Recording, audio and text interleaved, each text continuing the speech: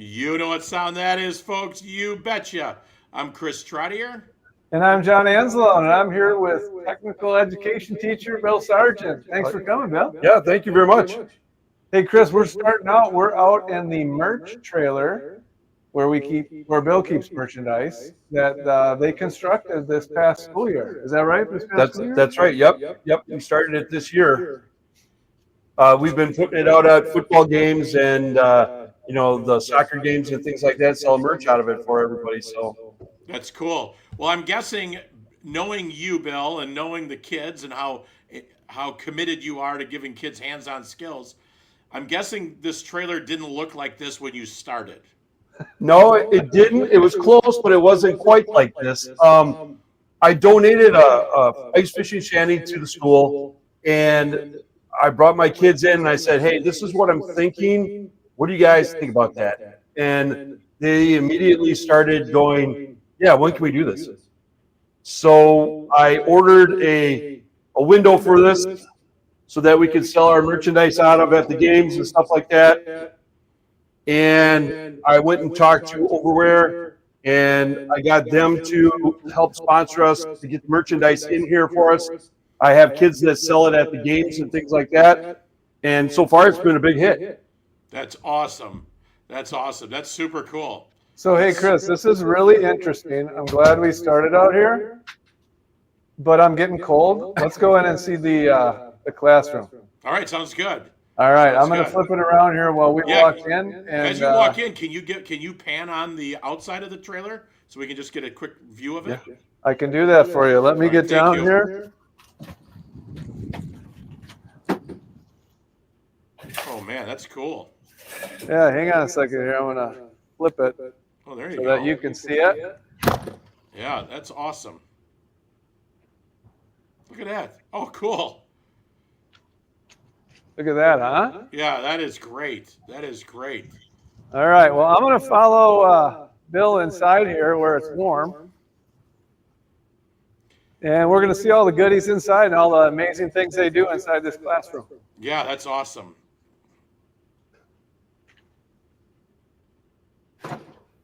All right. He's going to give us a little tour here, a little tutorial as we walk along, if that's okay. That's awesome. That's perfect. Here we go. To the left, we have a staining room in here, which we bring everything in, and we have all of our staining and stuff done in there. We have gluing racks, we have joiners, table saws, planers, lathes, which we start working on pens. We're going to be working on pens, getting them down so that kids can start selling them at like Maker's Fair, things like that. Also, just to get them on the lathe so that they can get experience on the lathe. Bill, how long are the class periods? So it's periods. I don't know what the period is. It's like an hour. What is it, an hour? Okay. Yeah, it's about 70 minutes. Yeah, about an hour. Okay, so they get a good amount of time to come in here, get ready, and get stuff going. Yeah, so when we start a bigger project like we have, I mean, obviously an hour isn't enough. You wish you could have more. We always say that we wish we had more. But we've been able to break it down and spread it out so that kids get a chance to, try to get on every machine if they can. That's a big thing for them. So they can walk out of here at the end and be like, hey, I worked every one of these machines when we're done. So that's a good thing for them. Yeah. Chris, the tech ed department down here is uniquely laid out in that this classroom, or Bill's classroom, is connected to a common space here that's connected to the welding lab and the CNC lab. That's right. That's right. That's pretty unique in that how they can work together and they have a common area that they can work with each other. Yep. Well, you know what I really like about it too is the ability to go back and forth with the glass overhead doors, because then kids can actually see what other classes are doing and maybe say, hey, I want to try something like that. Yep. Right. All right, we're going to continue on here. Bill's going to keep showing us around. So at the front of the class, we have a few products that we've been making for our Maker's Fair coming up here. What I don't sell at Maker's Fair, we'll put out in the merchandise trailer, and we'll start selling that stuff when it's available. One of the things that we want to really hit on is our tip-up. We made a 100% made tip-up here out of the woodworking class, and along with Mike Thomas in the machining class, everything that is made on this tip up is made here. Those are amazing. They are. I think this is actually better than the Beaver Dam tip up. I really do. Well, of course it is. It's got an elk on the flag. That's It has right. an elk on the flag, which is all reflective on this thing here. We lasered everything on it. And on the back, we put on there Tech Ed 2024. So when we decide to do it next year, we can do another one 2025. That's great. What a great collaboration between the classes and the kids. Yeah. It really worked out nice for what we did. We did that right before Christmas, so these kids had something that they could end up and take home with them and, basically give away as a Christmas present if they wanted to. So what else is on that table? We have a lot of things on this table. I've got hat racks that kids are making. At Halloween time, they make jack-o'-lanterns. There's fishing pole holders. We've got some kids that are making turkeys for Thanksgiving. I mean, there's all kinds of things on there. There's mallets, there's barbecue bosses, cell phone holders or tablet holders, things like that. Just things that you could use every day at home. So what I do with my Woods 1 and my Woods 2 classes, I make them end up and make 2 projects. So if I tell them they're going to make this cell phone holder, they get one to take home, but then they have to make me one. And the one that I get, I turn around and I sell at Maker's Fair, or I sell the merch trailer, and I turn around and take that money and I put it back into our program, which buys us, screws, sandpaper, glue, things like that. It's super, super great idea to keep. Not only can you take those projects and parents can go, look my kid's doing, you're also then the kids are having a little more shared investment into the program and the ongoing success of it. Absolutely. It's funny. It's funny the reaction I get from the kids. At first, they're kind of like, well, I don't want to make 2. But then all of a sudden, they're like, wait, people are buying these? Yeah. They're buying stuff I'm making? And then it's 100% invested at that point into that. That's great. That's awesome. Yeah, that's great purpose for them to go, I'm creating something that's actually going to be used by somebody. Absolutely. And again, we get them on the CNC, which is the big machine over there, which Let's go they over and see program that. one. That's quite a machine. It is quite the machine. So with the CNC, to give you an example for like the tip up that we were doing, everything on the tip up here was done on the CNC. We programmed it how to cut the hole out and all that, the hole for up on top. This is all run on the CNC here, the big one and the small one, so I was running 2 at a time at times. After it was done, I was then throwing it into the laser, and I was laser engraving the elk head, everything around this, the EHS on the back of that as well. So the kids were the ones that came up with the idea, and they did the programming on it. All I was is the guy that just shuffled the material around for them. Wow. So this is also That's a small CNC as well, small yes. CNC, okay. And then over There's the laser here, engraver. Yep, is the laser laser. Yep. engraver right here. Yep. Okay. And then you move your way around to the large CNC, correct? Yep. And they do all the programming here? and- Yep. We're currently for the Maker's Fair, we're going to be making apple crates. So right now they're CNCing the handles out for them like that. I'm going to be putting the elk head here, and then they're going to be making the rest of the crate where they'll be nailing it together for the Maker's Fair. Wow. Figure everybody needs a crate for something, right? Right? That's You're right. Yes. That's right. Well, this is really amazing. It's can you see the room a little bit, Chris? Yeah.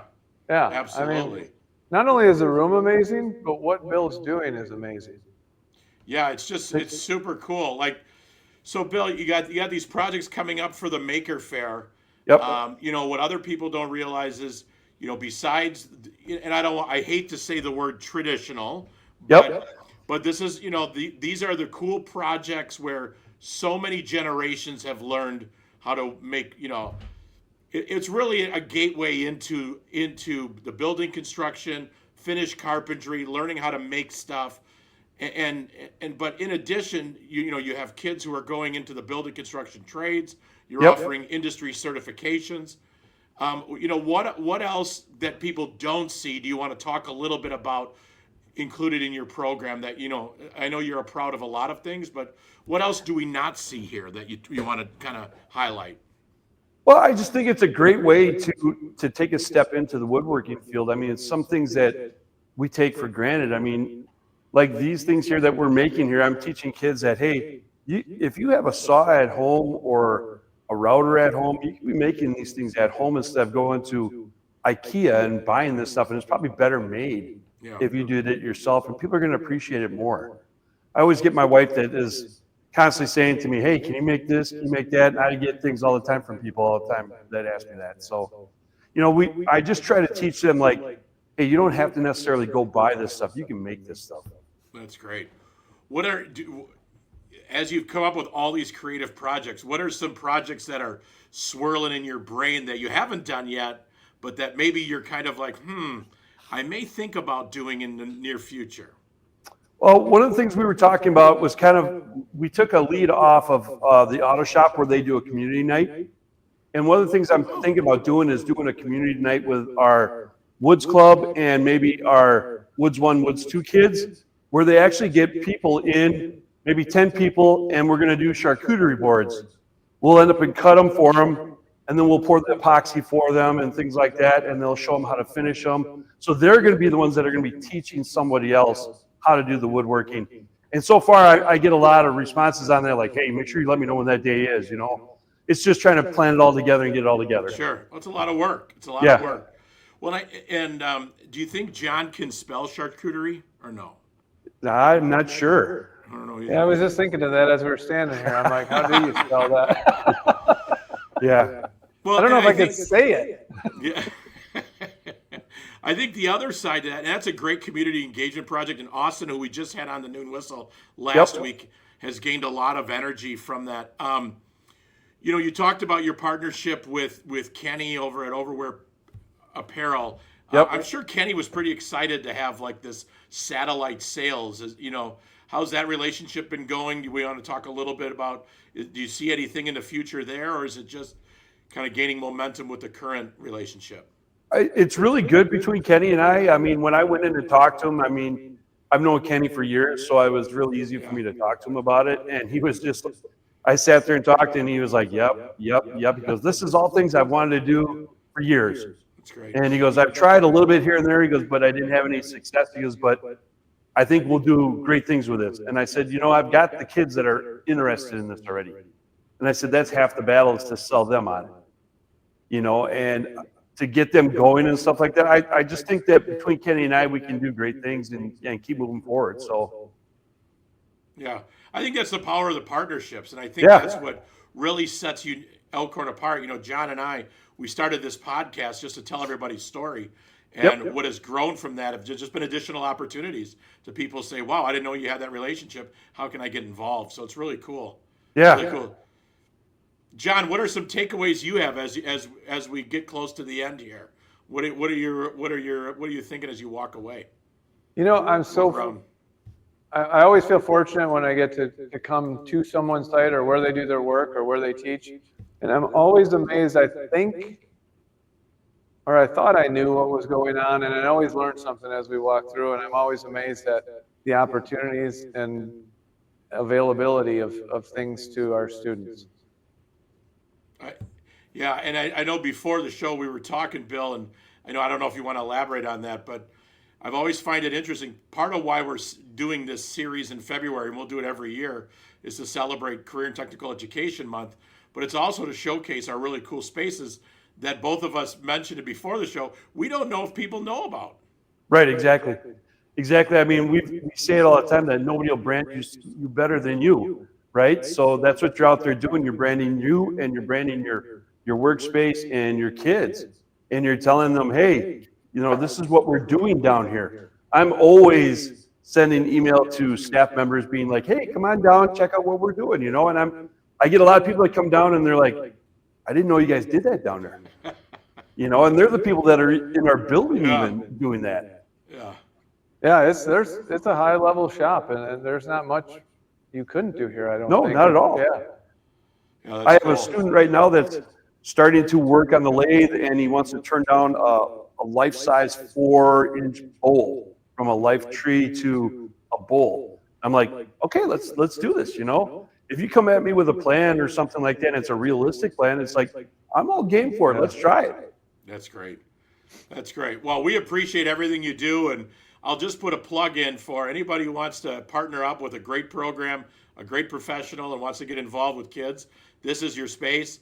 I hopefully from this from this tour and podcast, nobody will be asking our Elkhorn community, "Are you still teaching the trades or woods?" Because clearly we are at a high level with CNC laser engravers, cool stuff. And Bill does a great job of maintaining the facility. That's another thing that's that's our CT teachers have another level of equipment to maintain, and we appreciate all your hard work and everything you do. John, anything before we get going? Stay tuned. I'm going to help Bill out putting this community night together, so we're going to get it done. All right. Well, we appreciate your time, Bill. John, on that note, you think it's time to get everybody back to work and lunch? Yeah, why not? All right. Well, Bill, thank you for your time. Let's get everybody back to lunch.